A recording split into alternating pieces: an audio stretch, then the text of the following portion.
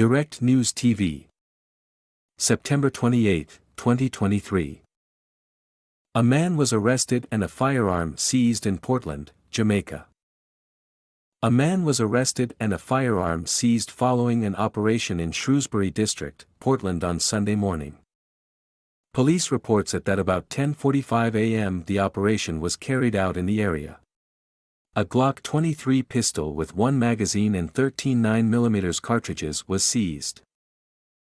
The man, who is also said to be a resident of the area, was taken into custody. My name is Kingsley.